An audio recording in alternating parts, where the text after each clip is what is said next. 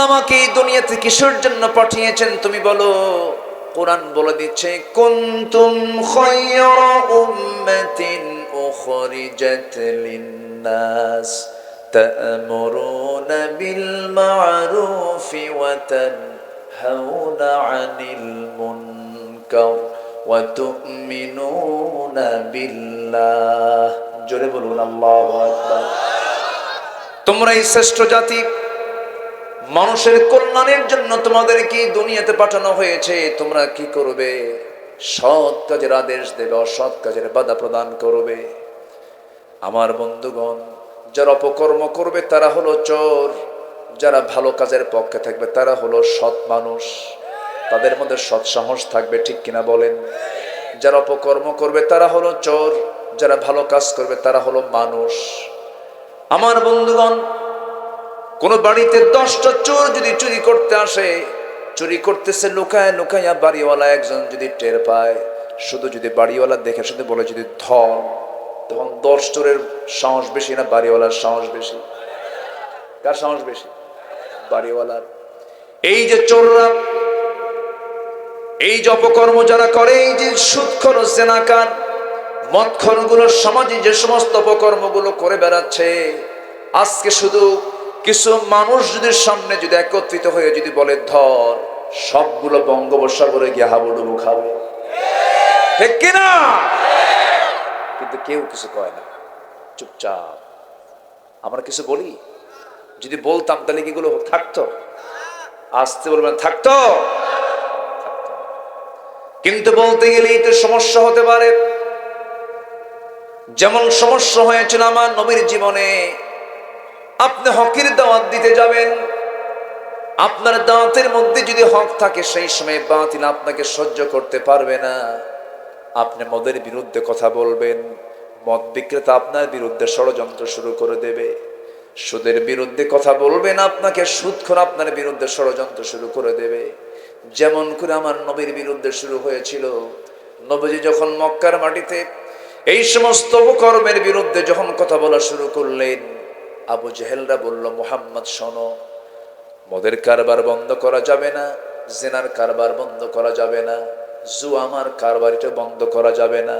রাসূল বললেন, এই সমস্ত অপকর্মগুলো আমি সমাজে কখনো থাকতে দেব না। আমি নিজে সুদ খাবো না, কাউকে সুদ খেতে দেব না। আমি জুয়া খেলবো না, কাউকে জুয়া খেলতে দেব না। আমি জেনা করব না, কাউকে জেনা করতে দেব না। এমন জাতীয় যখন কথা বলা শুরু হলো, নবীর বিরুদ্ধে একের পর এক মামলা শুরু হয়ে গেল। কারণ ওই মক্কা নগরের নগর পিতা হলো আবু জেহেল। আবু জেহেল যা বলে তাই আইন হয়ে যায়। নবীর বিরুদ্ধে রাষ্ট্রদ্রোহিতার মামলা হলো, শৃঙ্খলা ভঙ্গের অভিযোগে মামলা হয়ে গেল। নবীজির বিরুদ্ধে নানামুখী ষড়যন্ত্র করা হলো, শেষ পর্যন্ত জেল পর্যন্ত খাটানো হলো। 3.5 বছর পর্যন্ত বয়কটে থাকলেন। নবীর চোখের সামনে সাহাবে কেরামকে যেখানে পায় সেখানেই মারে। এমন কঠিন সিচুয়েশন তৈরি করেছিল আবু জেহেলরা মক্কার মাটিতে।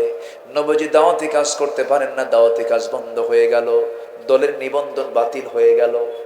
নবীজি ঘর থেকে বের হতে পারেন না, নবীজি দাওয়াতি কাজ করতে পারেন না।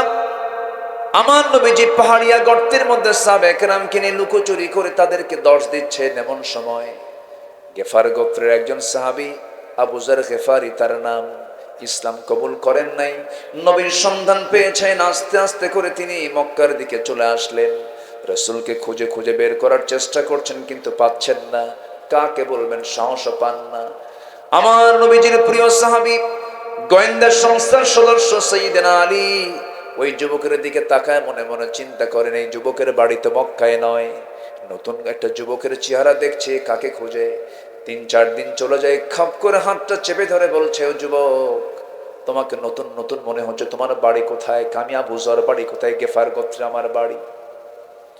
কাকে চাও বলো? সঙ্গে সঙ্গে বলতেছি, নাম শুনেছি, আব্দুল্লাহর পুত্র মুহাম্মদ ইবনে আব্দুল্লাহ নামে আল্লাহর নবী আছে, আমি তার সঙ্গে একটু দেখা করতে চাই। সাইয়েদনা আলী বললেন, ও আবু যর, যা বলেছে একবারই বলেছে, আর দ্বিতীয়বার বলতে যেও না। যদি মক্কার কুরাইশ একবার জানতে পারে তুমি মুহাম্মাদের খোঁজ এসেছো, তোমাকে টুকরো টুকরো করে দুনিয়া থেকে বিদায় করে দেবে। এত ভয়ঙ্কর অবস্থা। আমার নবীজি এই প্রিয় সাহাবী সাইয়েদনা আলী যখন এই কথা বললেন, আবু যার গিফারি থেমে গেলেন। এমন সময় বলতেছেন, সাইয়েদনা আলী শোনো, তুমি কি নবীর সঙ্গে দেখা করবে নাকি? হ্যাঁ, দেখা করব, কিন্তু তুমি যদি দেখা করতে চাও আমি তোমাকে সোজা নিয়ে যেতে পারবো না।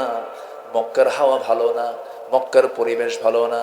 আবু জেহেল গোয়েন্দা সংস্থা নেমে দিয়েছে, টের পাইনি সমস্যা হয়ে যাবে, এর জন্য আমি সামনে রওনা দিতে থাকবো, সামনে চলতে থাকবো, তুমি আমার পিছু পিছু ফলো করবে। সামনে যদি কোনো বিপদ লক্ষ্য করি, জুতা ঠিক করার ভান করে আমি বসে যাব, তুমি যেতেই থাকবে, খবরদার তারা যেন না টের পায়। এমন কঠিন সিচুয়েশন আবু জেহেল তৈরি করে রেখেছিল। নবীর সামনে গিয়ে যখন আবু যার গিফারি নবীর সামনে গিয়ে যখন দাঁড়ালেন, আমার নবীর নবুয়তি চেহারা দেখেই আবু যার গিফারির চোখ দিয়ে পানি টপ টপ করে পড়ছে। আর চিন্তা করতেছে, এমন সুন্দর মানুষ তো জীবনে দেখি নাই, এই সুন্দর চেহারাই প্রমাণ করে ইনি আল্লাহর পয়গম্বর। জোরে কোন সুবহানাল্লাহ। কালিমা গ্রহণ করে নিলেন আবু যর, দিন গ্রহণ করে নিলেন। আমার রাসূল বললেন, আবু যর রে, অনেক দূর থেকে কালিমার স্বীকৃতি নেবার জন্য তুমি চলে আসছো, ভালো কথা, কিন্তু আবু যর তোমাকে একটা কথা বলে দিচ্ছি, তুমি যে দিন গ্রহণ করেছো এই কথা যেন মক্কার কোনো মানুষ না জানে। এখানে দেরি করার দরকার নাই, তুমি সোজা চলে যাও, তোমার গোত্রে চলে যাও, কালিমার দাওয়াত দিতে থাকো। কোন ক্রমেই যেন এই কুরাইশরা তোমার দিন গ্রহণের জন্য কোনো সংবাদ না জানে, নয়তো অবস্থা খারাপ হয়ে যাবে। আচ্ছা হুজুর, কাউকে বলবো না। এই কথা বলে আবু যার গিফারি নবীর দরবার থেকে বের হয়ে কাবা শরীফের সামনে দিয়ে যখন যেতে নিলেন, মনে মনে ভাবলেন, আহারে, এত বড় হক কথা, এত বড় সত্য আমি কেমন করে আড়াল করব, আমি কেমন করে গোপন করব।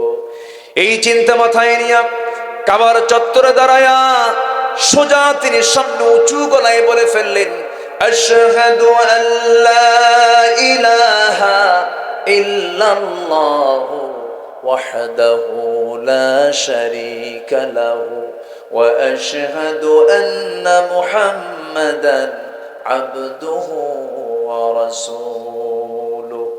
বুকে কোনো ভয় আছে নাকি? আসতে বলবেন না, বুকে কোনো ভয় আছে নাকি? এই বুকে কারো ভয় থাকা যাবে নাকি? এই বুকে একমাত্র ভয় থাকতে হবে কার? আসতে বলবেন না, কার? ইমানদারের আল্লাহকে ভয় ছাড়া অন্য কাউকে, আল্লাহকে ছাড়া অন্য কাউকে ভয় করা তো জায়েজই নাই, ভয় করা যাবে না।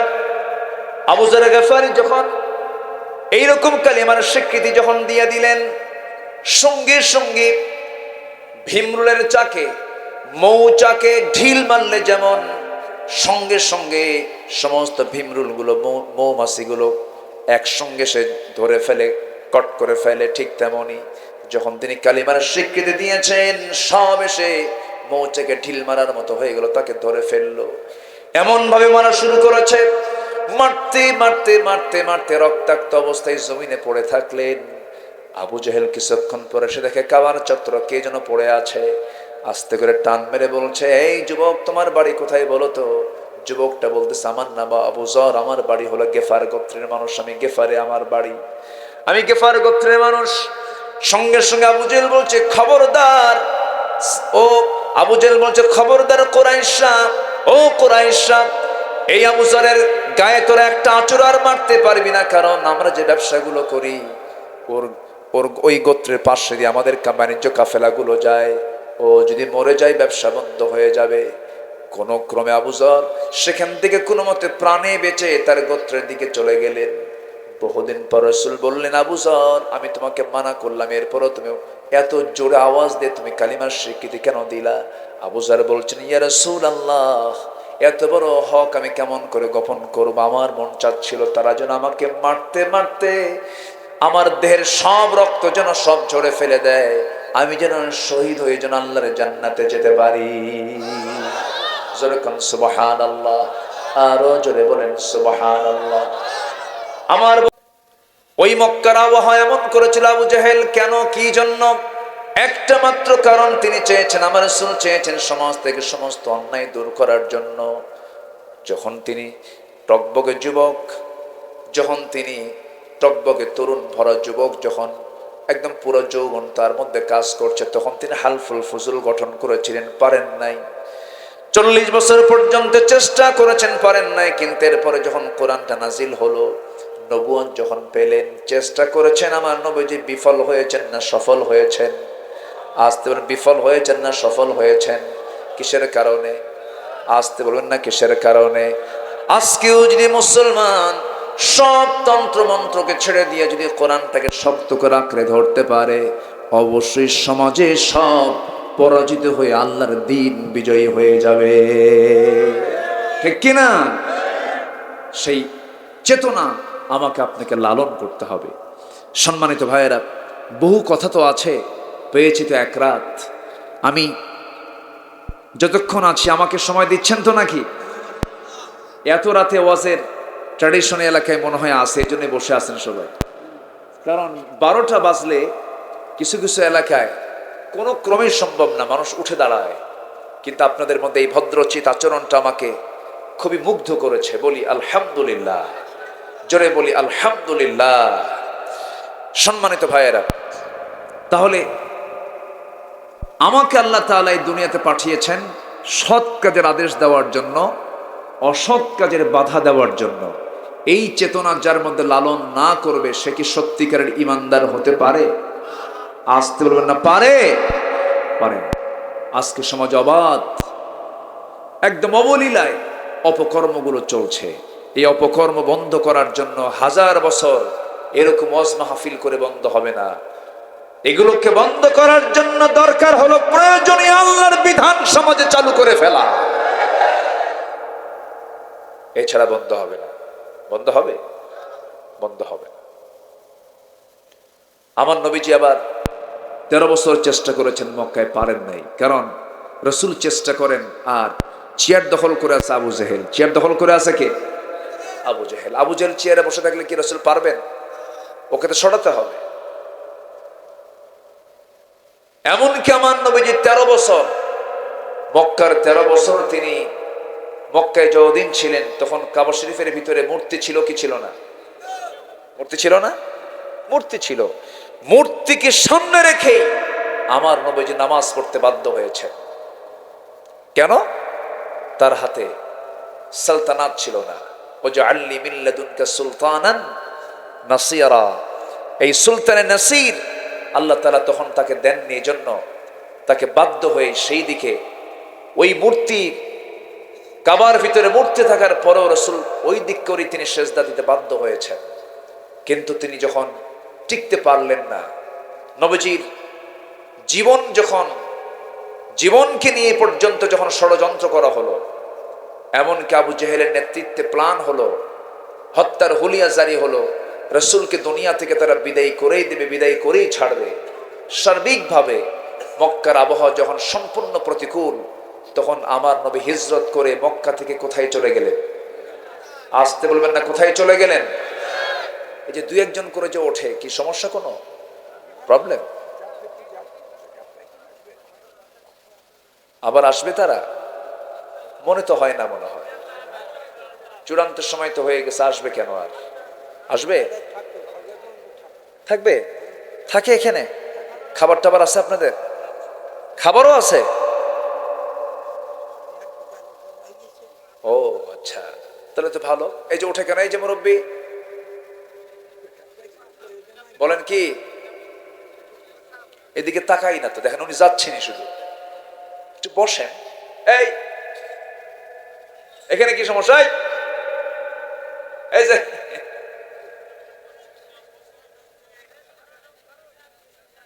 এরকম করলে তো সমস্যা। আবার এখানে উঠতেছে একজন, কি প্রবলেম? কি কিছু তো কয় না, সব কি চাপ?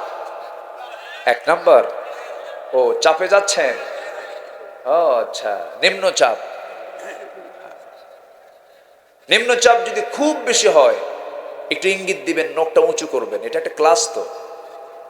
এখানে বসে যদি কেউ মজা না পান, যদি আপনার এখানে বসে যদি অস্থির অস্থির মনে হয়, তাহলে ভাবতে হবে ওয়াসওয়াসা দেওয়ার জন্য কেউ আছে মনে হয় নাকি? আসতে বলবেন না, আসে না? নাই? মনে হয় কয় রাতে শয়তান আসে না? আসে। কয় রাতে শয়তান আসে? এরকম ভাঙ্গা রাস্তা দিয়ে আসবে শয়তান? আসে? আসে।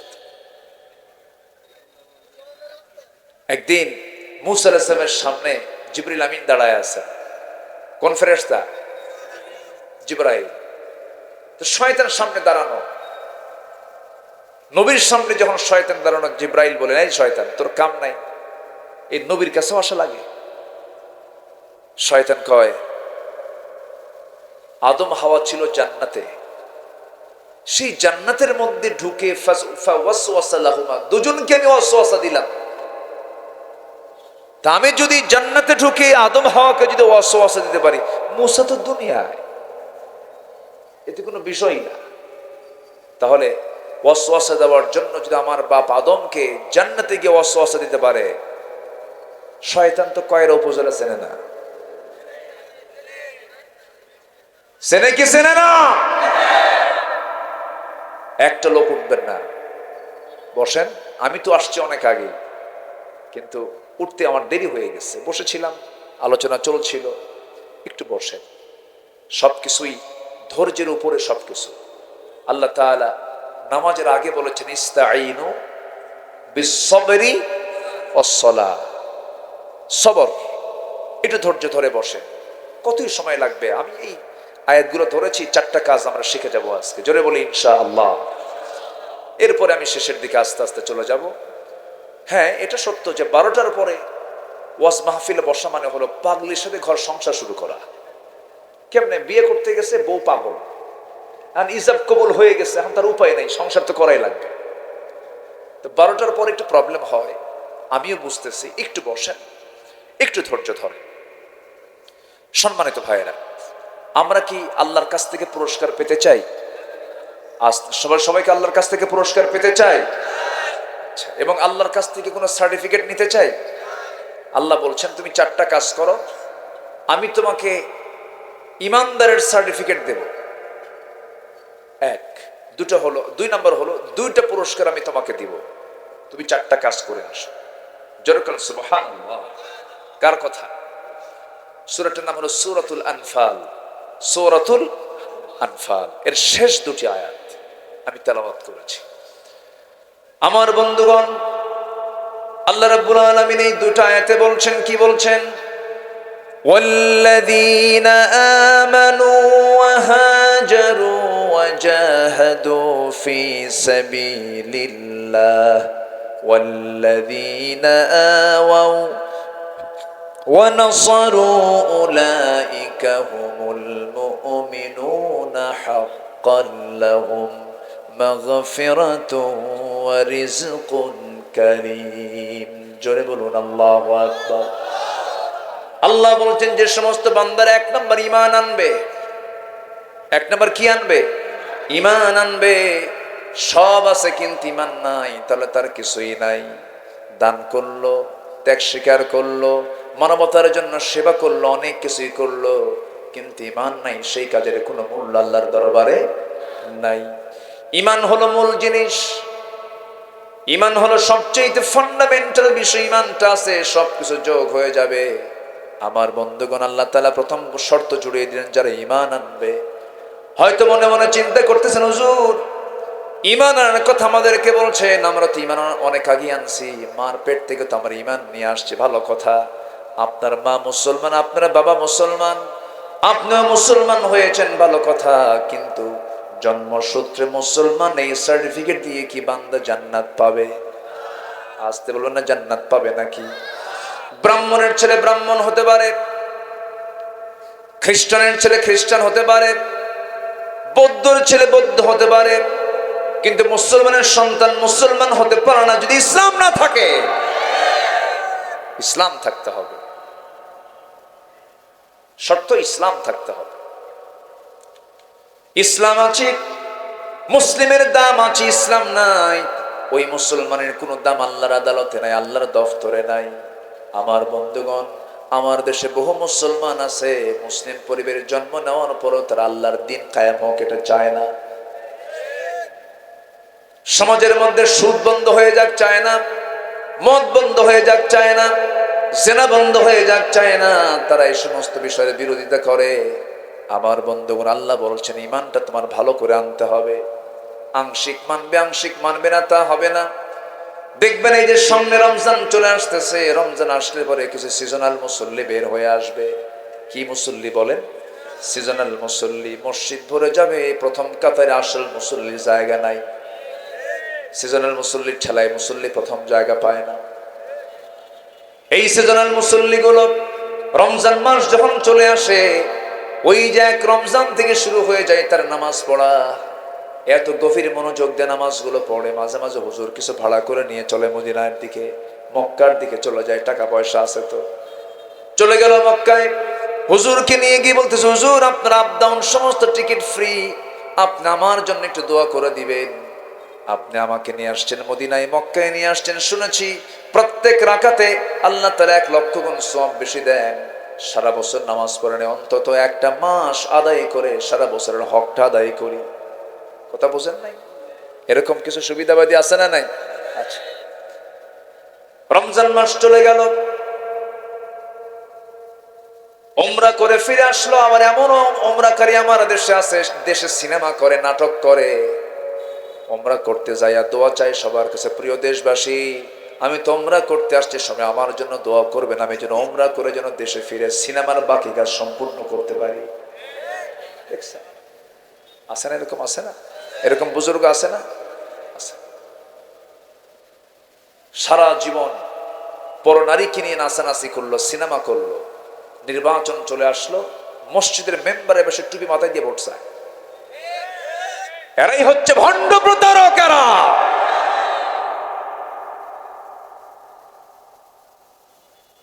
সম্মানিত ভাইয়েরা, সম্মানিত বন্ধুগণ, একটা বিষয় মাথায় রাখবেন, আমার দেশের সুবিধাবাদী কিছু লোক আছে না নাই? আসতে বলবেন না, আছে না নাই? এই লোকগুলো শুধু অভিনয় করে, এরা মূলত ইসলাম চায় না। এরা মূলত ইসলাম চায়।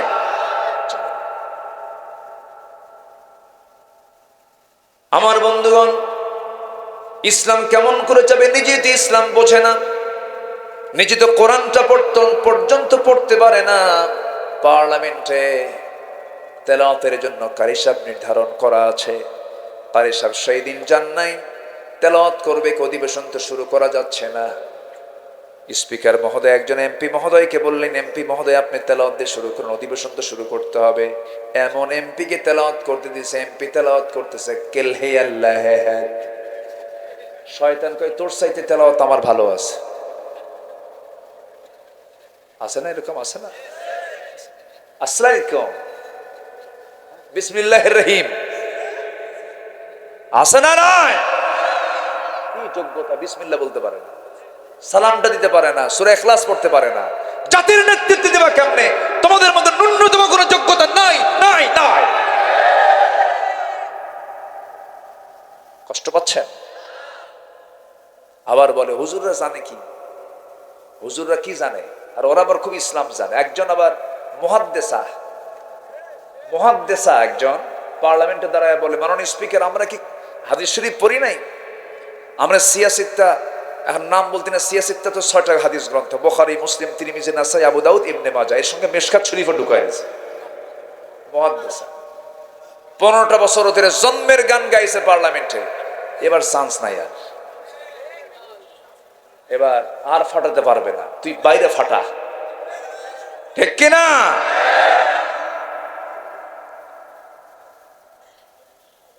সম্মানিত ভাইয়েরা, সম্মানিত বন্ধুগণ, ইমান ভালো করে আনতে হবে। আমার দেশে তো ডাবল স্ট্যান্ডার্ড চরিত্রে কিছু লোক আছে, দুই দিকই থাকে। ওই চোরের মতো এক চোর ঈদুল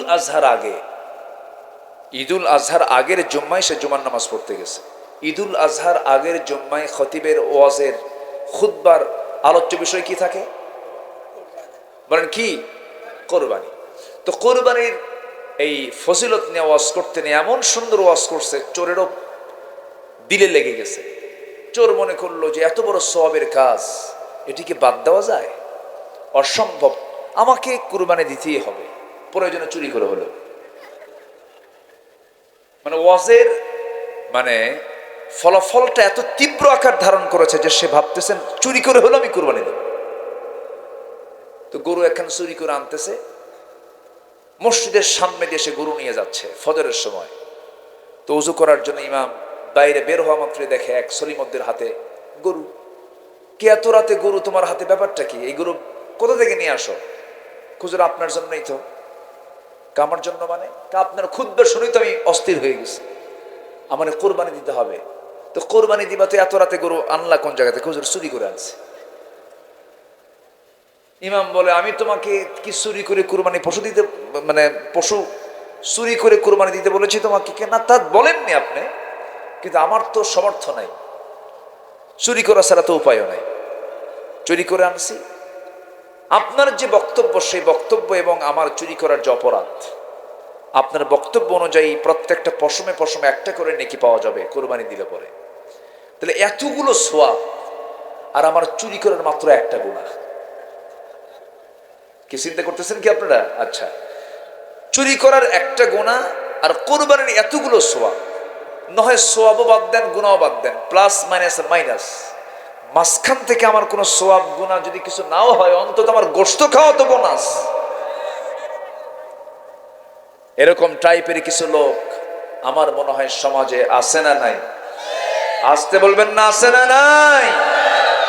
একই ব্যক্তি মাহফিল কমিটির সভাপতি, মাহফিল কমিটির প্রধান অতিথি, আবার একই ব্যক্তি হলো যাত্রা কমিটির প্রধান অতিথি। আছে না? এটা কি ইমানদারের চরিত্র? ইমানদার যেই গ্লাসে পানি খাবে সেই গ্লাসে কি মদ খেতে পারে? ইমানদার যে কপালে আল্লাহকে সেজদা দিতে পারে সেই কপাল দিয়ে কি কোনো মাজারে সেজদা দিতে পারে? এরকম লোক আছে না? আসতে বলবেন না, আছে না নাই? এরা কি প্রকৃতি ইমানদার? এরা প্রকৃতি ইমানদার নয়। আল্লাহ রাব্বুল আলামিন সেই জন্য বলছেন, ইমানটা ভালো করে আনো। ইয়া আইয়ুহাল্লাযীনা আমানু আমিনু, ইমানদাররা তোমরা ভালো করে ঈমান আনো। ইসলামের ভিতর আংশিক ঢুকবে, আংশিক ঢুকবে না, কখনো গ্রহণযোগ্য হবে না। উদখুলু ফিস সিলমি কাফা ওয়া লা তাত্তাবিউ খুতুওয়াতিশ শাইতান ইন্নাহু লাকুম আদুউম মুবিন। জোরে বলুন আল্লাহু আকবার। ইসলামের ভিতরে পরিপূর্ণরূপে দাখিল হয়ে যাও। আংশিক ঢুকবে, আংশিক ঢুকবে না তা হবে না, তোমাকে পুরোপুরি ঢুকতে হবে। এটা কার হুকুম? আসতে বলবেন না, কার হুকুম? আল্লাহর হুকুম। আমার বন্ধুগণ, রাসূলকে খুব মহব্বত করেন, রাসূলকে খুব ভালোবাসেন, কিন্তু যে বান্দা রাসূলকে শুধু নামাজে আদর্শ মানবে, পোশাকে আদর্শ মানবে, দাড়িতে আদর্শ মানবে, সুরমা দেবে, আতর দেবে, দুপুরের পর কাইলুলা করার সুন্নত মানবে, এরপরে পাগড়ি লাগানোর সুন্নত মানবে, জুব্বা পরার সুন্নত মানবে, এই সমস্ত সংস্থা সুন্নত মানবেন, কিন্তু আমার নবী যে দেশ চালিয়েছেন, রাষ্ট্র চালিয়েছেন, এমন সুন্নত মানবেন না আপনি। আপনি হচ্ছেন ভণ্ড নাম্বার 1। ঠিক কিনা?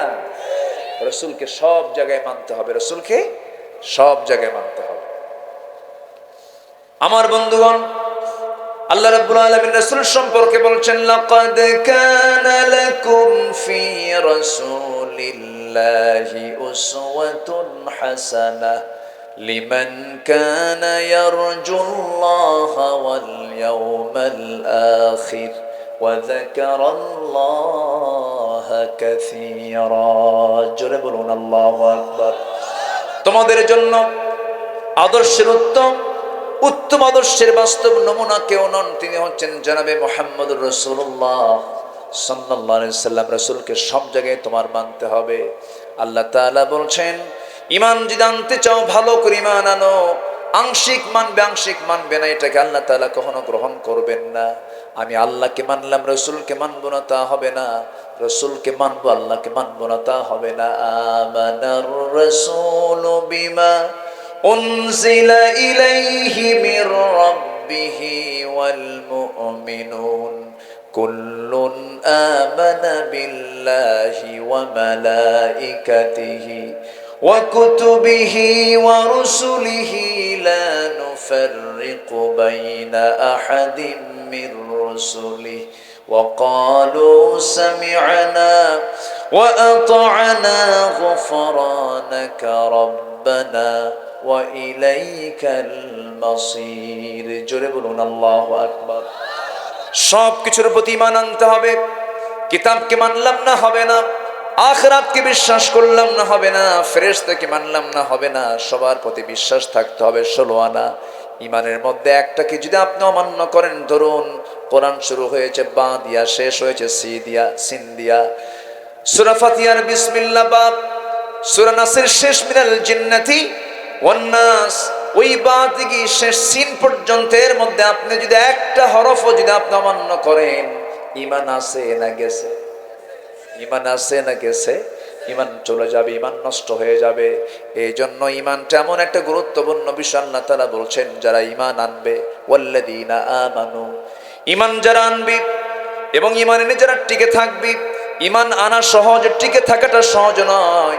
ঈমান আনা তো সহজ বিষয়, ঈমান তো টিকে রাখা সহজ কোনো বিষয় নয়। আমার বন্ধুগণ, আমার দেশে বহু বান্দা আছে 10 টাকা দিয়া ঈমান বেচে ফেলে। আসতে বলবেন না, আছে না নাই বলে। কিন্তু এমনও আল্লাহর পছন্দের কিছু বান্দা বান্দি আছে, জীবনটা দিয়ে দিয়েছেন কিন্তু তার ঈমানটা বিক্রি করতে পারেন নাই। এমন ঈমানদার বান্দা দুনিয়াতে ইতিহাসে আছে না নাই? আছে। আমাদের এক্সাম্পল দেওয়ার জন্য আগে অনেক দূরে যাওয়া লাগতো। বাংলার জমিন এমন দৃষ্টান্ত স্থাপন করেছেন এমন আলেম উলামা আছে না নাই? আছে। এমন কোন অফার নাই যা দেওয়া হয় নাই। আমাদের পাখি, কোরআনের পাখি, এই পাখিটা 50টা বছর ধরে এই কোরআনের দাওয়াত দিলেন, শত সহস্র বিধর্মী কালিমা পড়ে মুসলমান হলো। আহারে, এই লোকটাকে এমন কোন অফার দেওয়া হয় নাই যে অফারগুলো গ্রহণ করলে পরে তার দুনিয়ার কোনো সমস্যা হতো না। কিন্তু পাখিটা বলেছেন আমি খাঁচায় বন্দি আছি, আমার কোনো দুঃখ নাই, কিন্তু আখিরাতে জাহান্নাম থেকে আমার বাঁচা হলো সবচাইতে বড় চ্যালেঞ্জ। জোরে বলেন সুবহানাল্লাহ, আরো জোরে বলেন সুবহানাল্লাহ। পাখিটা খাঁচা থেকে মুক্ত হয়ে বিদায় হয়ে গেছে। আমরা তার জন্য দোয়া করি, আল্লাহ তুমি তার কবরটাকে জান্নাতের টুকরা বানায় দাও। আমার বন্ধুগণ, আমার দ্বীনি ভাইরা, কোরআন তেলাওয়াত করতে রক্ত ঝরাতে হয় না। কোরআন তেলাওয়াত করতে রক্ত ঝরানোর কোনো প্রয়োজন হয় না। কোরআন তেলাওয়াত করবেন, মানুষ বাহবা দেবে। কোরআন তেলাওয়াত করবেন, আন্তর্জাতিক পুরস্কার পাবেন। কোরআন তেলাওয়াত করবেন, বিশ্ববিজয়ী হয়ে চলে আসবেন, আপনাকে লক্ষ লক্ষ কোটি কোটি টাকা পুরস্কার দিয়ে দেবে। কোরআন তেলাওয়াতে ঘাম ঝরানো লাগে না, কোরআন তেলাওয়াতে রক্ত ঝরাতে হয় না। কিন্তু সেই কোরআন প্রতিষ্ঠার সংগ্রাম করতে গেলে রক্ত দিতে হয়, জীবন দিতে হয়, জেল খাটতে হয়, ঠিক কিনা? সেই কোরআন প্রতিষ্ঠার জন্য যদি বুকের তাজা রক্ত ঢেলে দিতে হয়, সবাইকে রাজি আছেন? রাজি আছেন কারা কারা? হাত উঁচু করে দেখান মুসলমান।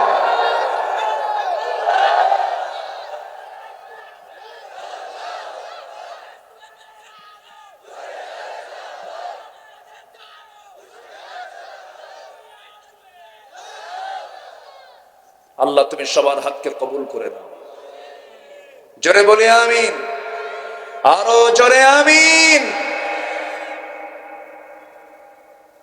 আল্লাহ তাআলা বলছেন, বান্দা আমি তোকে শুধু আমি রব এই কথা বললে আমি তোকে জান্নাত দেব না। শুধু তুই বলবি হাসিবান নাস আইয়াতরাকু আইয়াকুলু আমান্না হুম লা ইফতানুন, পরীক্ষা ছাড়াই তুই জান্নাত পাবি। অসম্ভব, পরীক্ষা নেব আমি তোকে। কার কথা? আসতে বলবেন না, কার কথা? ওয়ালা নাবলুওয়ান্নাকুম। এখানে আলেম ওলামা আছেন, এত গভীর রাতে তো আমি গভীর আলোচনা যেতে পারছি না। অনেক ধরনের শ্রোতা আছেন এখানে, অবাল বৃদ্ধ বনিতা, দেখেন 7 বছর থেকে শুরু করে 70 বছর। এখন সব শ্রোতাকে আমার সামনে রেখে আমাকে আলোচনা করতে হচ্ছে। কষ্ট পাচ্ছেন নাকি আপনারা? বলি আলহামদুলিল্লাহ। আজকে জাতিকে কোরআন থেকে দূরে রাখার বহু ষড়যন্ত্র করা হচ্ছে। সিলেবাসে আমরা কোনোদিন শুনি নাই যে ট্রান্সজেন্ডার বলতে কিছু আছে। আজকে আমরা জেন্ডার হিসেবে জানি হলো মেল ফিমেল, নর এবং নারী। ঠিক কি না? মা বাবা, এই তো স্বামী স্ত্রী, এই তো। কিন্তু ট্রান্সজেন্ডার যে হবে ও কি? না না, হিজরত আলাদা ফাংশন।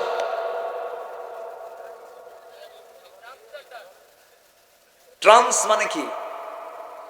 ট্রান্সফার, বলে না? ট্রান্সফার মানে এখান থেকে আরেক জায়গায় চলে যাওয়া, ট্রান্সফার। যেরকম শিক্ষক থাকলেন না, বদলি হলেন, ট্রান্সফার, বদল হওয়া, চেঞ্জ হওয়া। কি হবে? রহিম, রহিমা, ঠিক আছে না? হাবিব, হাবিবা। আর ট্রান্সজেন্ডারের নাটকের যার নামটা আসছে সেটা হল শরীফ, শরীফা। কি বুদ্ধি দেখেন এদের, এরকম বুদ্ধিজীবী এরা তো। শোনেন, মৎস্যজীবী মাছ বেচে খায়, বোঝেন নাই? মৎস্যজীবী মাছ বেচে খায়। এরপরে আইনজীবী আইন বেচে খায়, হ্যাঁ? কৃষক ধান বেচে খায়। তাহলে যারা বুদ্ধিজীবী বুদ্ধি বেচে খায়। এই যে বুদ্ধি বেচে খাইছে না, একটা বুদ্ধি বের করছে কি? শরীফের শরীফা হতে মন চায়, ট্রান্সজেন্ডার। 32 দাঁত ভাঙ্গা দরকার বেদর। আচ্ছা বলেন তো এদের ভবিষ্যৎ কি? এই ট্রান্সজেন্ডার যারা যারা তাদের লিঙ্গকে চেঞ্জ করতে চায়, এদের দিয়ে তো কোনোদিন সন্তান হবে না, কোনো প্রজন্ম আসবে না। তাহলে এরা এরা এরা কি? এদের উপরে কি হুকুমটা সাবেত হবে বলেন? কত জটিলতা। ধরেন ও একজন পিতামাতার সন্তান তো, তাই না? তাহলে ওর বাপ মা মারা গেলে পরে সম্পত্তি বন্টন কেমন হবে? ও তো পুরুষ না মহিলাও না, ট্রান্সজেন্ডার। ওর সম্পত্তি কিভাবে কি করবে? তখন কি হবে জানেন? আমি শরীফ। কারণ শরীফা হইলে অর্ধেক সম্পত্তি পাবে। তখন কি হবে? আমি শরীফ। তাহলে এগুলো ভণ্ডামি না বলেন তো? এগুলো ভণ্ডামি না এগুলো? আচ্ছা, তারপরে সমকামিতা, যেটা হোমোসেক্স, সেম সেক্স, অর্থাৎ যেটা ছিল আজ থেকে আলেম ওলামা এখানে বসে আছেন 6000 বছর আগের একটা ঘৃণিত জঘন্য একটা অপরাধ কওমে লূতের সময় হয়েছিল। সমকামিতা, পুরুষ পুরুষের দিকে আকৃষ্ট হওয়া।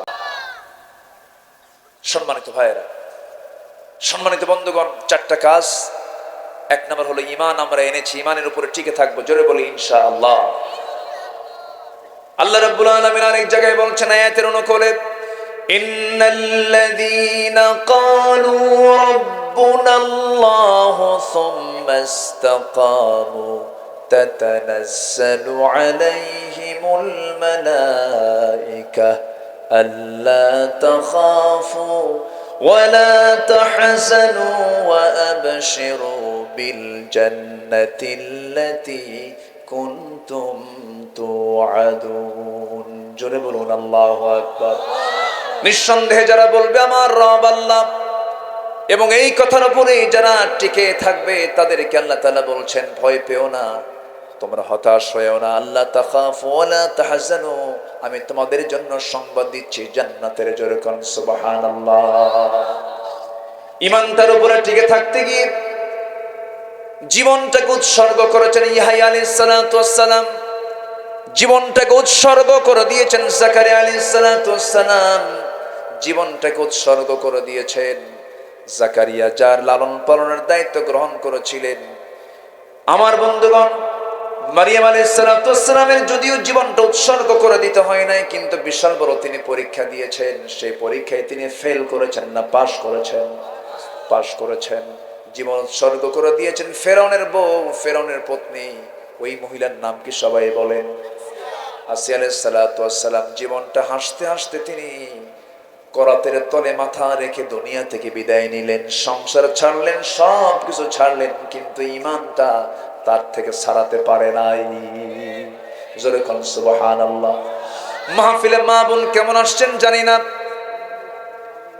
মা বোনরা আজকে মাহফিলে কেমন আসছেন আমি জানি না। তবে মা বোনদেরকে আমি দৃষ্টি আকর্ষণ করে বলতে চাই, মা একটু কান লাগান। আপনার চরিত্র হতে হবে আসিয়ার মতো, আপনার চরিত্র হতে হবে খাদিজার মতো, আপনার চরিত্র হতে হবে আম্মা জান আয়েশার মতো, আপনার চরিত্র হতে হবে ফাতিমার মতো। কিন্তু খাদিজার চরিত্র আপনার মধ্যে কেমনে আসবে? এদেশের অধিকাংশ মহিলাগুলোর গোটা রাত কেটে যায় ইন্ডিয়ান সিরিয়াল দেখে দেখে। কেমনে হবে আপনার চরিত্র? হলো চোখটাকে বাঁচাতে হবে, চোখের জেনা থেকে বাঁচতে হবে, চোখের গুনাহ থেকে বাঁচতে হবে। খারাপ কোন দৃশ্যগুলো দেখা যাবে না, সিরিয়ালগুলো দেখা যাবে না। আহারে, আগের যুগের মাদের কি অবদান ছিল দেখেন।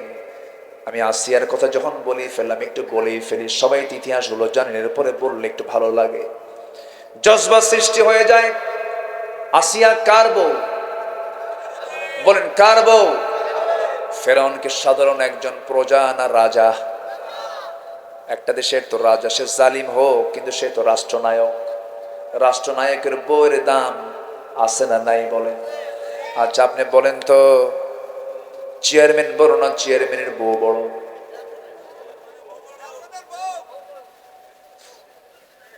ভালো করে কন, চেয়ারম্যান বড় না চেয়ারম্যানের বউ বড়? বই বড়, বউ বড়, তাই তো।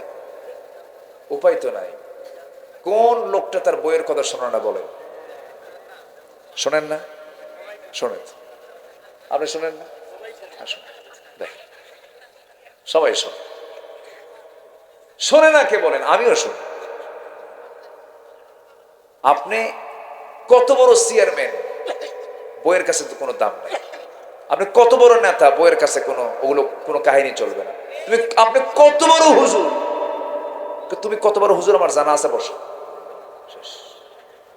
একদম দরবার মিটাইয়া দেয়। বইয়ের কথা কে না শোনে? সবাই শোনে। তাহলে বলেন, ফেরাউনের বউ হওয়া মানে কি? এটা কি ছোটখাটো কোনো পদ? বিশাল বড় পদ। সবাই তো বইয়ের কথা শোনে। এক রাজা প্রজাদের মাঝে ঘোষণা করছে, যে প্রজা বইয়ের কথা শোনে তাদেরকে একটা করে ডিম দেওয়া হবে, আর যে প্রজারা বইয়ের কথা শোনে না তাদেরকে একটা করে ঘোড়া দেওয়া হবে। তো সারাদিন প্রজাগুলো আসতেছে, ম্যাক্সিমাম শুধু বইয়ের কথা শোনা মানুষই বেশি। তো একটা করে ডিম নিয়ে যায়। এক বেচের এসে বলে, জাহাপনা আমি জীবনে কোনোদিন বইয়ের কথা শুনি নাই, তাই যাও আস্তাবল থেকে একটা ঘোড়া তুমি নিয়ে চলে যাও। সে একটা কালো কালারের ঘোড়া নিয়ে চলে গেছে বাড়িতে। বউ দেখে বলল, তুমি এই কালো ঘোড়া পাইলা কোথায়? কেউ উপহার পাইছে। কেউ উপহারের ঘোড়া আবার কালো আনতে হয়? এটা কোনো কালার হলো? ঘোড়া আনবা, লাল ঘোড়া আনবা, যাও এই ঘোড়া পাল্টায় লাল ঘোড়া নিয়ে আসো। কথা কি বুঝতেছে? বইয়ের কথায় আবার ব্যাক করছে।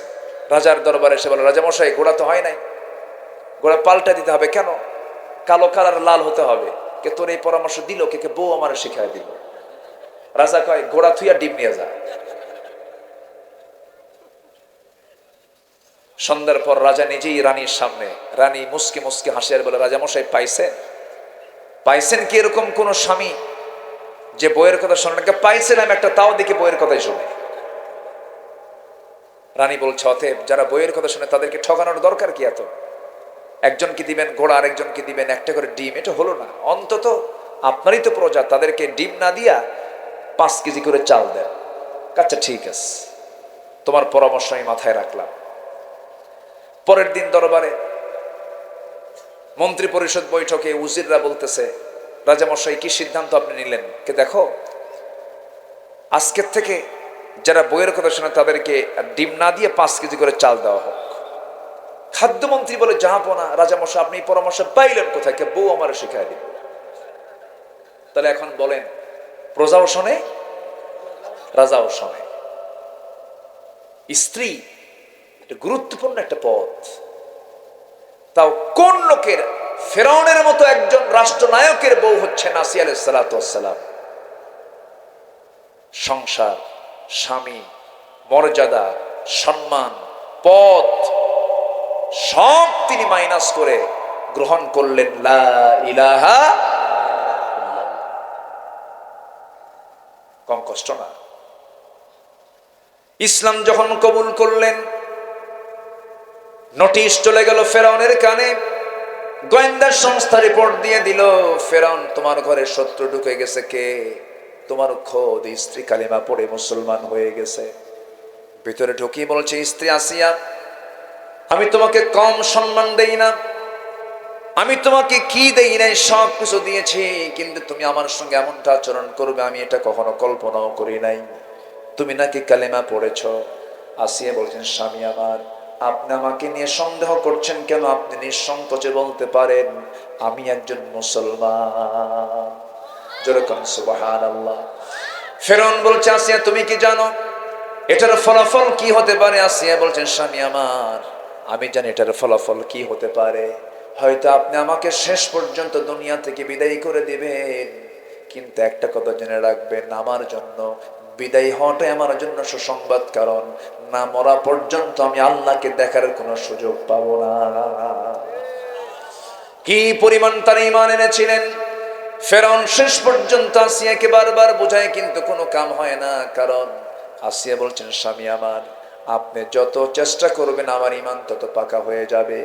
ফেরাউন বলল, আসিয়া তুমি কি জানো তোমাকে আজকে দুনিয়া থেকে বিদায় করে দেব।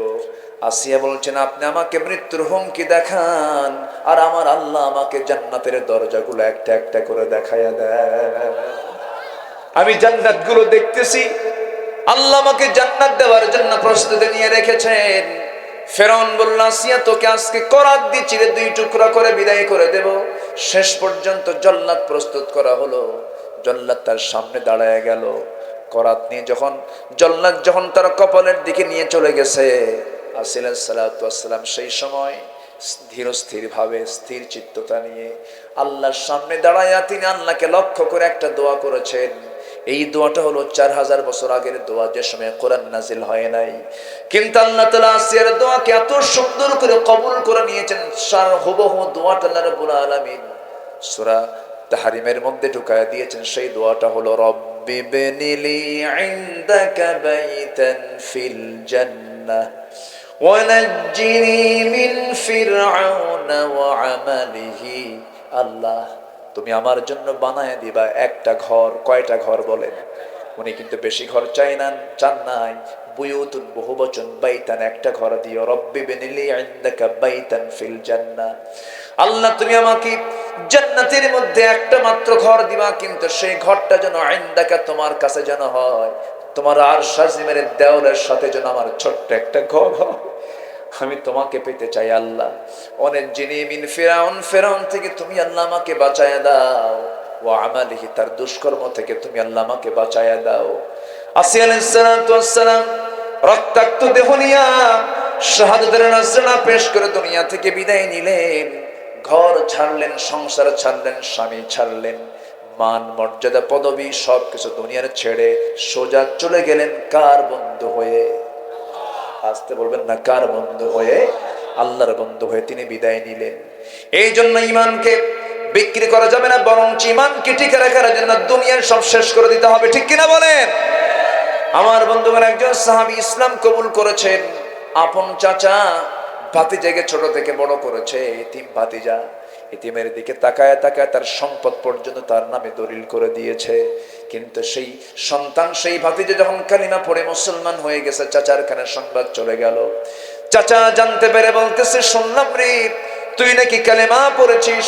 সঙ্গে সঙ্গে ভাতিজা বলে, চাচা আপনি শুনবেন কেন? আপনি এখন দেখেন, আশহাদু আল্লা ইলাহা ইল্লাল্লাহু ওয়াহদাহু লা শারীকা লাহু ওয়া আশহাদু আন্না মুহাম্মাদান আবদুহু ওয়া রাসূলুহু।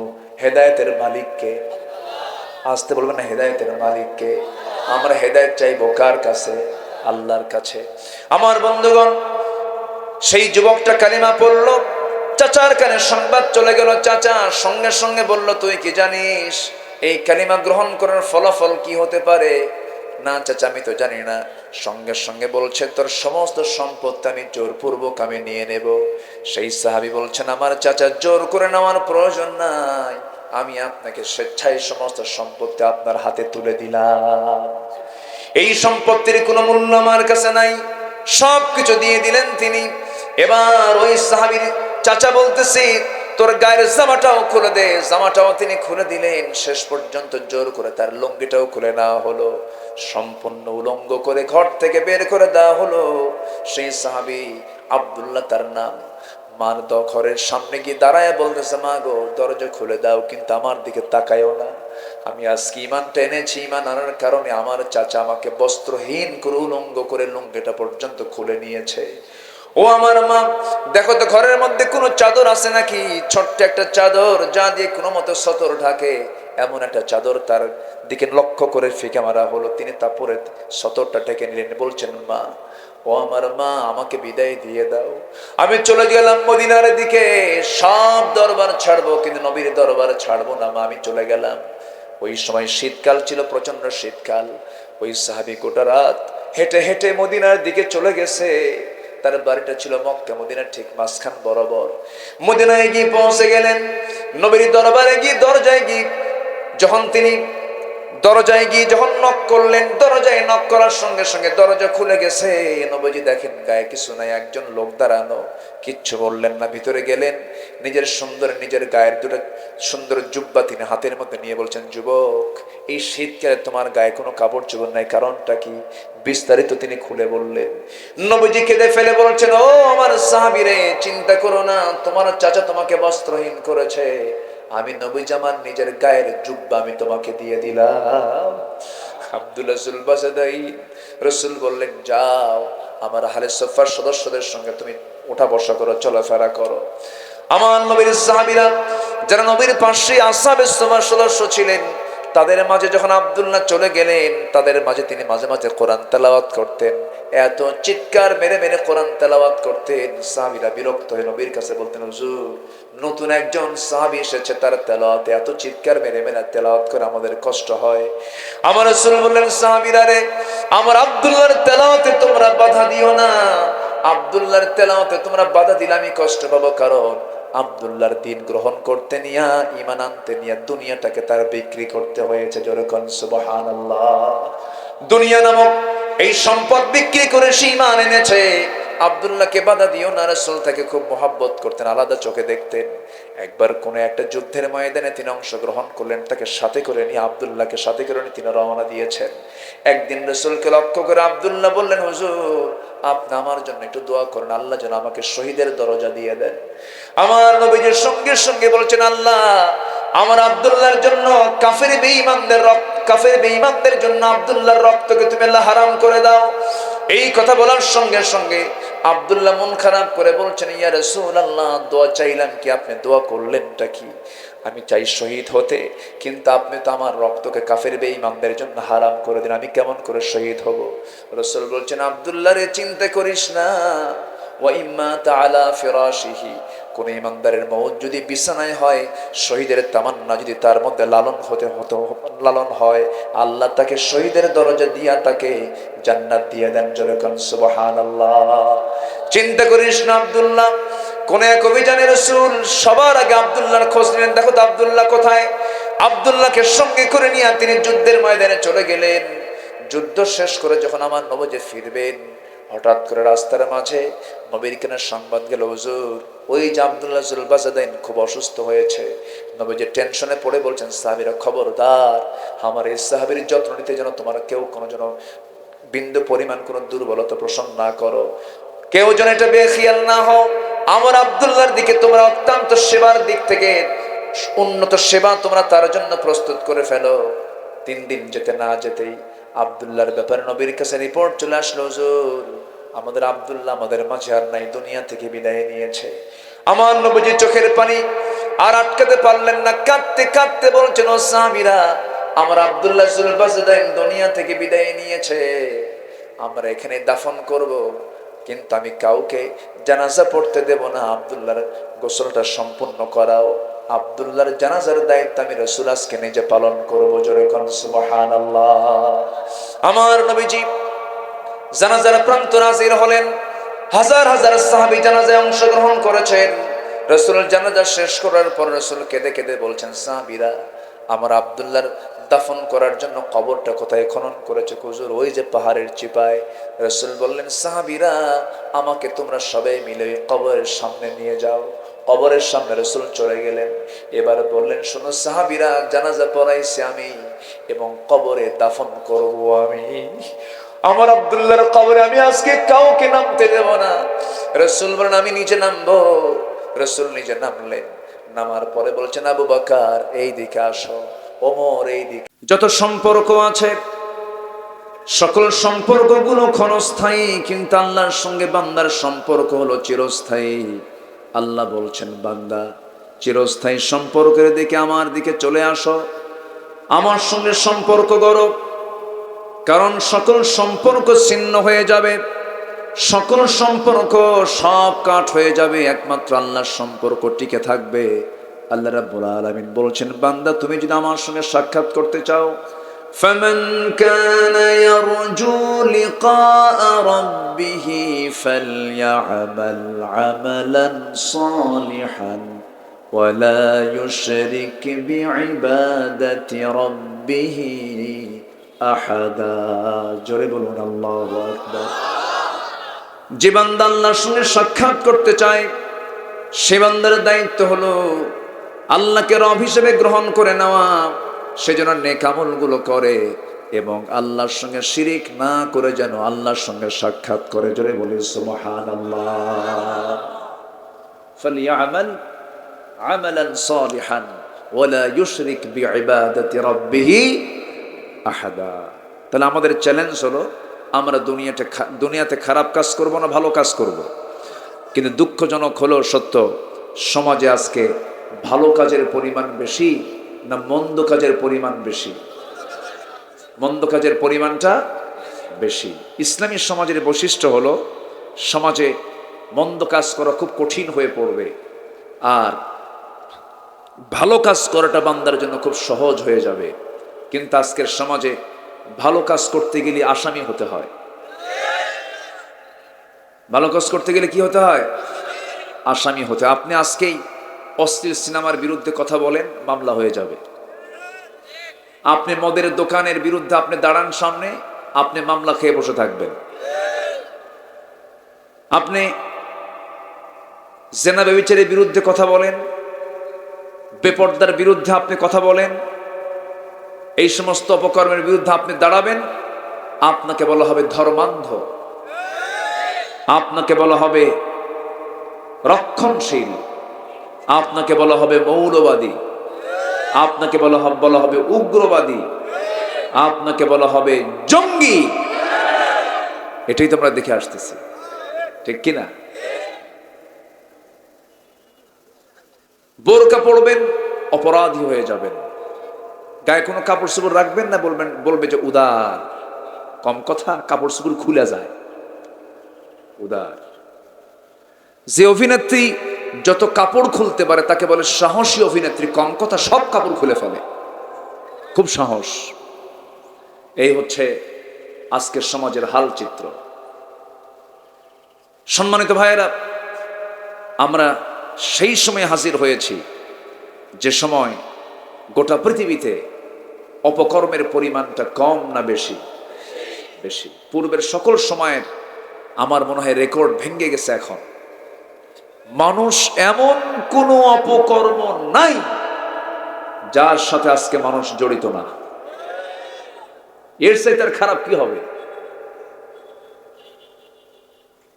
আমরা আইয়ামে জাহেলিয়াতের ইতিহাসে পাইনি যে মরা মানুষ কবর থেকে লাশ তুলে জেনা করে? পাইছি আমরা? পাইনি। ফ্রিজে রেখে দিয়েছে মরা লাশ, ফ্রিজে রেখে দিয়েছে, সেখান থেকে বের করে ধর্ষণ করে, জেনা করে। 3 বছরের শিশুর সাথে ধর্ষণ করা হচ্ছে। এরকম কোন ঘৃণ্য ইতিহাস কিন্তু আমরা আইয়ামে জাহেলিয়াতের ইতিহাসে আমরা পাইনি। একটা মানুষকে মেরে ফেলা হয়, তাকে আবার 49 টুকরা করা হয়। এরকম লোমহর্ষক চিত্র আমরা কোন ইতিহাসে আমরা দেখতে পাইনি। আজকে মানুষকে এত ভয় পায়, সিংহকে দেখে, বাঘকে দেখে মানুষ ভয় পায়, কারণ সে হিংস্র প্রাণী। একটা সিংহ বাঘকে দেখে মানুষ যতটুকু না ভয় পায়, তার চাইতে মানুষ আজকে হায়নার চেয়েও জঘন্য হিংস্র মানুষকে দেখে মানুষ আজকে ভয় পায়। মানুষ এত আজকে মানে অধপতনের চূড়ান্ত লেভেলে গিয়ে পৌঁছে গেছে। আজকে নিজের পিতা নিজের মেয়ের সঙ্গে জেনা করছে। আমি কি ভুল বলছি? আমি কি ভুল বলছি? আমার দেশে এমন মামলা আছে না নাই? মেয়ে গিয়ে বাধ্য হচ্ছে বাবার বিরুদ্ধে মামলা করতে। আজকে বাবার কাছে মেয়ে নিরাপদ নয়, ভাইয়ের কাছে বোন নিরাপদ নয়, শিক্ষকের কাছে ছাত্রী নিরাপদ নয়, কোথাও শান্তি নাই। কেন জানেন? এর মূল কারণ হলো আজকে জাতি প্রকৃত শিক্ষা, আল্লাহর ভয়ের শিক্ষা থেকে বঞ্চিত। প্রকৃত শিক্ষা যদি আজকে জাতিকে দেওয়া হতো, এমন চিত্রায়িত আমার দেশে হতো না। এজন্য আমরা যে কালামকে নিয়ে আজকে এ আয়োজনে বসেছি, সেই কালামকে আমাদের জানা দরকার সবার আগে না সবার পরে? সবার আগে জানতে হবে। আমরা জানবো, শিখবো। জোরে বলি ইনশাআল্লাহ। আপনি জেনে আশ্চর্য হবেন, গোটা পৃথিবীতে প্রতি বছরে বার্ষিক প্রায় মদ বিক্রির পরিমাণ হলো $1600 বিলিয়ন। কত? $1600 বিলিয়ন মদ বিক্রি। পতিতা বাণিজ্য হয় বছরে বৈশ্বিকভাবে প্রায় $400 বিলিয়ন। জুয়ার কারবার হয় $200 বিলিয়ন। এরপরে এই যে কম্পিউটার গেমস, অবৈধ বিজনেস যেরকম সোনা কারবারি, অস্ত্র, এগুলোর পিছনে চলে যায় প্রায় $200 বিলিয়ন। এই সব মিলে মাদক, জুয়া, পতিতা, এগুলোর পিছনে সব মিলে পায় বছরে বৈশ্বিক বাণিজ্য হয় বছরে প্রায় $2685 বিলিয়ন। নাউজুবিল্লাহ বলবেন না? তাহলে এই যে অবৈধ এই মাদক, জেনা, জুয়া, অবৈধ অস্ত্র বিজনেস, এগুলো যারা করে, এরা কি কখনো চাবে একটা সমাজে, একটা দেশের ভিতরে ইসলাম আসুক? ওরা কি চাবে যে ইসলাম রাষ্ট্রীয় পর্যায়ে কায়েম হোক? ওরা কি চাবে? ইসলামকে ওরা চায় কখনো? আমি আপনি কি চাই? সবাইকে চান? তাহলে যারা চায় না তাদের কি করবেন বলে? কথা তো এই জায়গায়। কি কথা এই জায়গায় না? রাগ করতেছেন নাকি? আবার কেউ ভুল বুঝবেন না যে হুজুর উস্কানি দেওয়ার জন্য আসছে। আমাদের তো আবার দোষের শেষ নাই, উস্কানি দাতা। আমরা সম্প্রীতি বজায় রেখে চলবো যখন, তখন হুজুর উস্কানি দেওয়ার জন্য আসছেন। সম্মানিত ভাইয়েরা, সম্মানিত বন্ধুগণ, তাহলে এখান থেকে নিশ্চিত হওয়া গেল আমাদের দেশেই, আমাদের সমাজেই কিছু লোক আছে যারা মুসলিম পরিবারের সন্তান হওয়ার পরেও, নাম আব্দুল মালিক, আব্দুর রহমান, আব্দুর রহিম হওয়ার পরেও তারা সমাজে ইসলাম কায়েম হোক তারা চায় না। আছে না নাই? কারা চায় না? যারা মদের বোতল নিয়ে থাকে। কারা চায় না? যারা জুয়ার কারবার করে। জুয়ার কারবারি লোক তো খুলনা জেলায় নাই, মদের দোকান তো খুলনা জেলায় নাই। তাহলে এখন বলেন, আমরা কি মরা ফেরাউনের কথা শুনবো না তাজা ফেরাউনের কথা শুনবো? ফেরাউন তো মরেই গেছে। খতিবরা শুধু মরা ফেরাউনের আওয়াজ করে, তাজা ফেরাউন নিয়ে কেউ কথা বলে না। ফেরাউন, ওর সবচেয়ে খারাপ দিক ছিল সে ছিল জালিম। এখন তো জালিম শাসক দুনিয়াতে একটাও নাই। আসতে কর, আছে না নাই? তাহলে কি আমরা মরা ফেরাউন নিয়ে চিন্তা করবো না তাজা ফেরাউন নিয়ে চিন্তা করবো?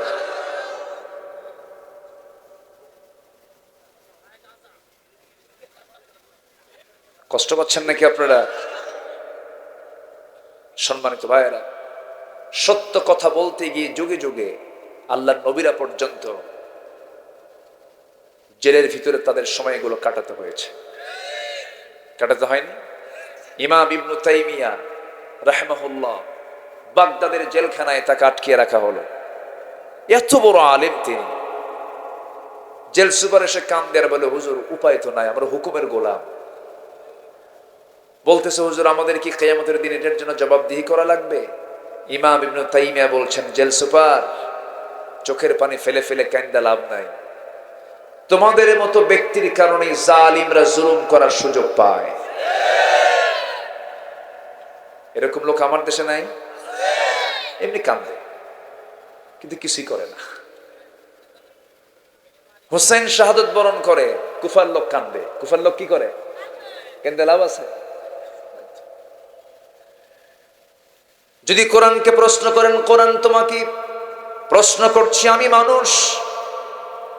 আসতে বলবেন না, কার? আল্লাহর পরিচয়টা আমরা আগে পাই।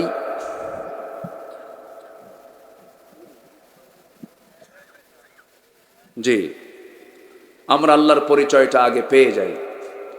কোরআনে কারীমের 30 পারার 10 পারায় শুধু আল্লাহর পরিচয়। জোরে বলি সুবহানাল্লাহ। 30 পারার কয় পারা? 10 পারা। আল্লাহকে নিয়ে তার পরিচয়টা আল্লাহ তাআলা তুলে ধরেছেন। আল্লাহকে তিনি পরিচয় দিচ্ছেন। সবচেয়ে ছোট্ট একটা সূরাতে আল্লাহ তাআলার বিশাল পরিচয় লুকানো আছে, যে সূরাটা প্রত্যেক দিন ঘুমানোর পূর্বে 3 বার পড়লে আল্লাহ তাআলা তার আমলনামায় একটা কোরআন খতমের সওয়াব দিয়ে দেন। যারা পারেন ঠোঁট মিলিয়ে বলুন, কুল হুয়াল্লাহু আহাদুনিল্লাহুস সামাদ লাম ইয়ালিদ ওয়া লাম ইউলাদ ওয়া লাম ইয়াকুল লাহু কুফুয়ান আহাদ। সূরার নাম কি? সূরা ইখলাস। অনেকে সূরা ইখলাস কিন্তু পারে না, কুলহু পারে, সূরা ইখলাস পারে না। অনেকে সূরা ফাতিহা পারে না, কিন্তু আলহামদু পারে। কোন দিন তার সূরা মুখস্থ হয়েছে জানেও না সে, কিন্তু নামটা জানে না। কোরআনে কারীমের মধ্যে এই 2টা সূরার শুধু নামটা, যে নামে নামকরণ করা হয়েছে ওই শব্দটা ওই সূরার মধ্যে নাই। সূরা ইখলাস, সূরাতুল ফাতিহা। তাছাড়া সূরা নাসে যান, মালিকিন নাস, ইলাহিন নাস, আছে না নাই? আছে। ফালাকে যান, কুল আউযু বিরাব্বিল ফালাক। সূরা কাউসারে যান, ইন্না আ'তাইনাকাল কাউসার। মাউনে যান, ওয়া ইয়ামনাউনাল মাউন। কুরাইশে যান, লিইলাফি কুরাইশ। এরপর সূরা লাহাবে যান, তাব্বাত ইয়াদা আবি লাহাবি ওয়া তাব। এরপরে এরকম করে সকল সূরাতে সংশ্লিষ্ট সূরার নামকরণ যে করা হয়েছে তার মধ্যে ওই একটা শব্দ থেকে চয়ন করে সূরার নামকরণ করা হয়েছে। কিন্তু সূরা ইখলাস এবং সূরাতুল ফাতিহা এই 2টার নামকরণ করা হয়েছে আলাদাভাবে। এই জন্য অনেকে বুঝতে একটু কষ্ট হয়। তো সম্মানিত ভাইয়েরা, আসলে কিন্তু সবার আগে আমাকে আগে চেনা দরকার যিনি আমার চিরদিনের বন্ধু, চিরস্থায়ী বন্ধু। আমরা যার সম্পর্ক গড়ি দুনিয়াতে, স্বামী স্ত্রী, চিরস্থায়ী না ক্ষণস্থায়ী? আসতে বলে, ক্ষণস্থায়ী। ভাই বোন চিরস্থায়ী না ক্ষণস্থায়ী? ছেলে কি বলে, এরপরে হচ্ছে নতুন সম্পর্ক গড়ে ওঠে, যেরকম শ্বশুর, চিরস্থায়ী না ক্ষণস্থায়ী? বাবার সন্তান চিরস্থায়ী না ক্ষণস্থায়ী? ক্ষণস্থায়ী। আসসালামু আলাইকুম ওয়া রাহমাতুল্লাহি ওয়া বারাকাতুহু।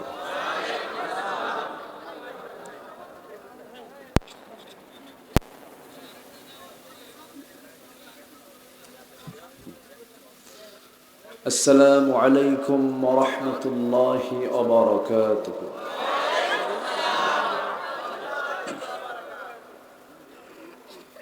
إن الحمد لله الأكرم الذي خلق الإنسان وكرم وعلمه من البيان ما لم يعلم فسبحان الذي لا يحصى امتنانه باللسان ولا بالقلم نشهد أن لا إله إلا الله وحده لا شريك له ونشهد أن سيدنا وحبيبنا ومولانا محمدا عبده ورسوله الذي أرسله بالحق بشيرا ونذيرا وداعيا إلى الله بإذنه وسراجا منيرا فقد قال الله تعالى في كلامه المجيد وفرقانه الحميد أعوذ بالله من الشيطان الرجيم بسم الله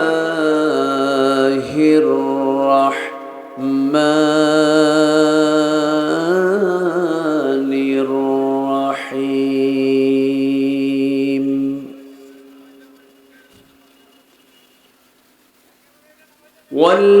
والذين آمنوا وهاجروا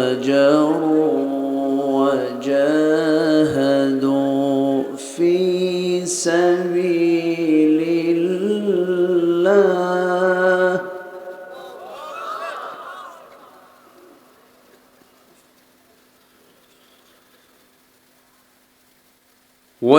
والذين آووا ونصروا أولئك هم المؤمنون حقا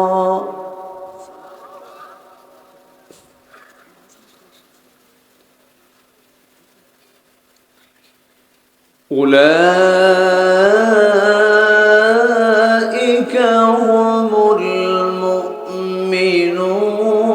حقا لهم مغفرة ورزق كريم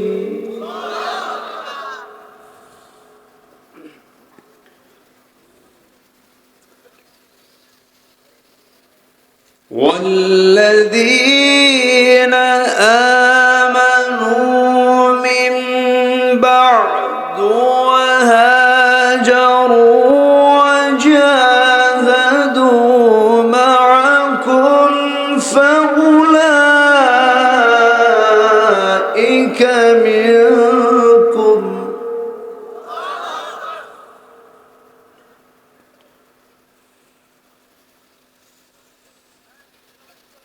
وأولو الأرحام بعضهم أولى ببعض في كتاب الله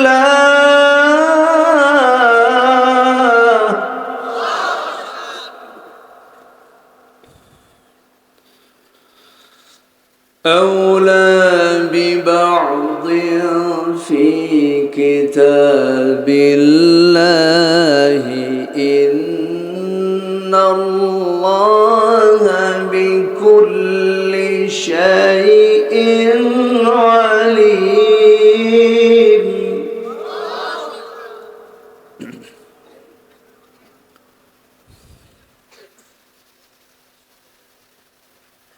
الله أكبر بسم الله الرحمن الرحيم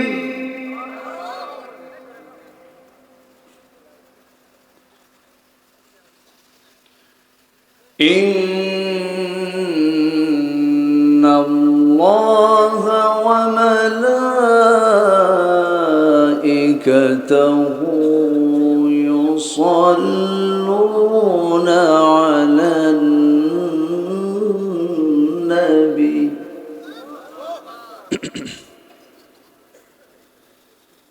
يا أيها الذين آمنوا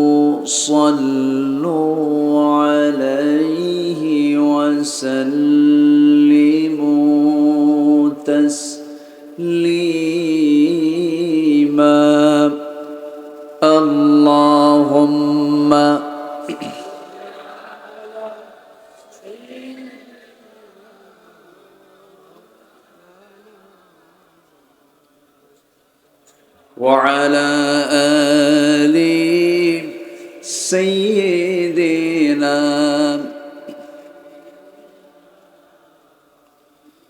একটু মোহাব্বত দিয়ে নবীর প্রেমে মাতোয়ারা হয়ে জবান খুলে আওয়াজ দিয়ে সবাই বলুন আল্লাহুম্মা সাল্লি আলা সাইয়্যিদিনা মাওলানা মুহাম্মদ ওয়া আলা আলি সাইয়্যিদিনা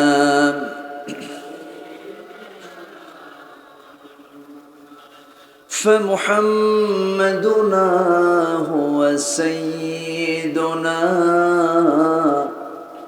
فالعز لنا لإجابته اللهم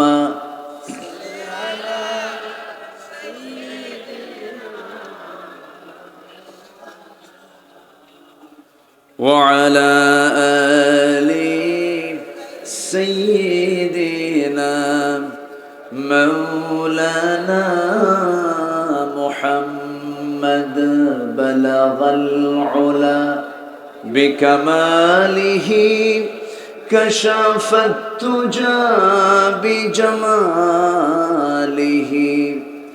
حسنت جميع خصاله سلوا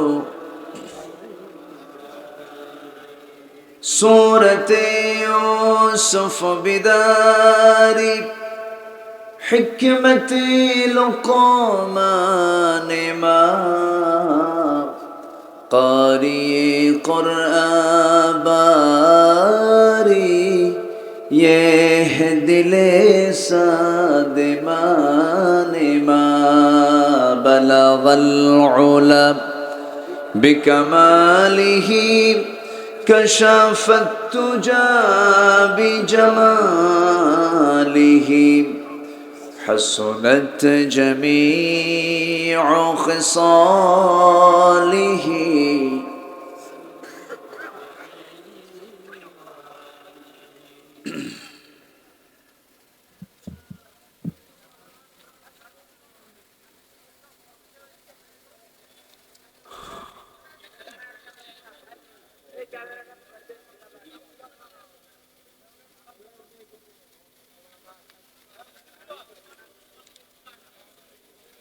প্রাকৃতিক সৌন্দর্যের অপরূপ লীলাভূমি সুন্দরবন বেষ্টিত অঞ্চল, সুন্দরবন লাগোয়া খুলনা জেলার কয়রা উপজেলার কয়রা সিদ্দিকিয়া বহুমুখী ফাজিল ডিগ্রি মাদ্রাসা কর্তৃক আয়োজিত মাহফিল ইন্তেজামি কমিটি কর্তৃক আয়োজিত 50তম বার্ষিকী তাফসীরুল কোরআন মাহফিল 2024 আজকের এই সমাপনী দিবসের 17-18 ফেব্রুয়ারি শেষ দিবসের সম্মানিত সুযোগ্য সভাপতি জনাব মুস্তফা আব্দুল মালিক, অধ্যক্ষ অবসরপ্রাপ্ত কয়রা উত্তরচ কামিনিয়া কামিল মাদ্রাসা, আজকের এই প্রোগ্রামের বরেণ্য প্রধান অতিথি মাননীয় সাংসদ, আজকের এই মহৎ আয়োজনের বরেণ্য আলোচক মুহাদ্দিস আহমদ আলী, কথা বলেছে আমার পূর্বে আমার অনুজ, এই কয়রার কৃতি সন্তান আমার স্নেহধন্য মাওলানা রবিউল ইসলাম হাফিজাহুল্লাহ, উপস্থিত হাজরাত উলামায়ে কেরাম, ফদলায়ে ইজম, সুশীল সমাজ, জাতির শ্রেষ্ঠ সন্তান শিক্ষক মণ্ডলী, জাতির বিবেক সাংবাদিক বৃন্দ, সামনে উপস্থিত দূরে কাছের বিভিন্ন স্থান থেকে ছুটে আসা কালিমার ঝান্ডাবাহী, তাওহীদের পতাকাবাহী, দ্বীন ইসলামের নরশারদুল বীর মুজাহিদ, প্রাণ প্রিয় সম্মানিত দ্বীনী ভাইরা, আড়ালে বসে আছেন শ্রদ্ধেয়া সম্মানিতা মা বোনেরা, আলোচনার সূচনায় আনুষ্ঠানিকতার মধ্য দিয়ে আমার পক্ষ থেকে আবারও দিল খোলা সালাম, আসসালামু আলাইকুম ওয়া রাহমাতুল্লাহি তাআলা ওয়া বারাকাতুহু। সালামের জবাব একটু ভিজা ভিজা মনে হলো, ক্লান্ত মনে হয় সবাই। আসসালামু আলাইকুম ওয়া রাহমাতুল্লাহি ওয়া বারাকাতুহু। সবাই কেমন আছেন? আমাকেও প্রশ্ন করলেন উল্টা। আল্লাহ তাআলা আমাকে আপনার মতোই রেখেছেন, বলছি আলহামদুলিল্লাহ। সারাদিনের সকল কাজকর্মের ইতি টেনে ক্লান্ত শ্রান্ত দেহটাকে স্বস্তি দেবার জন্য যখন আমরা বিছানার দিকে চলে যাব, ঠিক সেই মুহূর্তে আমরা বসে আছি কোরআনের টানে, জান্নাতের বাগানে। যিনি আমাকে আপনাকে এমন সুন্দর আয়োজনে শামিল করলেন, সেই মহান রবের শানে বলে উঠছি আলহামদুলিল্লাহ। আবারও বলছি আলহামদুলিল্লাহ। চিৎকার মেরে বলছি আল্লাহুম্মা ইন্নী আসআলুকা আল হুদা ওয়াত তুকা ওয়াল আফাফা ওয়াল গিনা। সবাই বলি আল্লাহুম্মা লাকা আসলামতু ওয়া বিকা আমানতু ওয়া আলাইকা তাওয়াক্কালতু ওয়া ইলাইকা আনাবতু ওয়া বিকা খাসামতু। আমরা আল্লাহ তাআলার শুকর আদায় করে নিলাম। সম্মানিত হাজিরিন, অনেক রাত হয়েছে।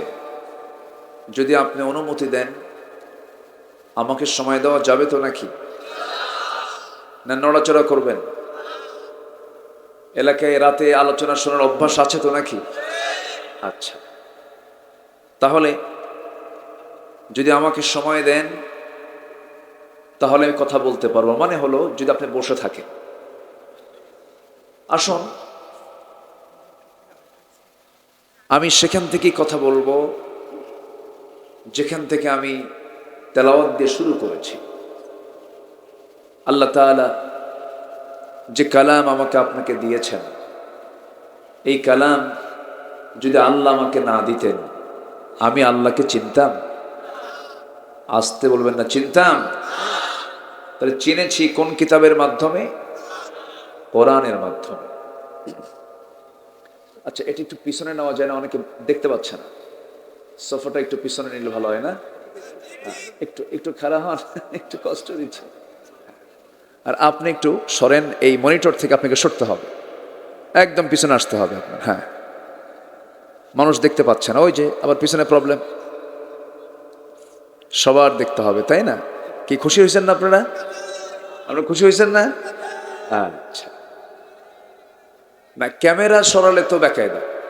আমি বলি বলি বলি নিচু করলে আরেকজন দেখতে পাবেন না, আপনার কপাল এটা ছিল। আমি বলি, এখন যদি এগুলোকে যদি ক্লোজ করেন, তাহলে আপনি শুনছেন নয় লাখ লাখ মানুষ, হাজার মানুষ, আর এই ক্যামেরার মধ্য দিয়ে শুনবে হলো কোটি কোটি মানুষ। সবই তো ঠিক, কিছুই তো ঠিক নাই। এবার ওই যে বিরক্ত হচ্ছেন, একটু ধৈর্য ধরেন।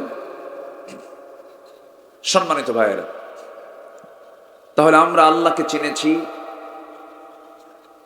আমরা আল্লাহকে চিনতে পেরেছি যে কিতাবের মাধ্যমে। সেই কিতাবের নামটা কি বলেন তো?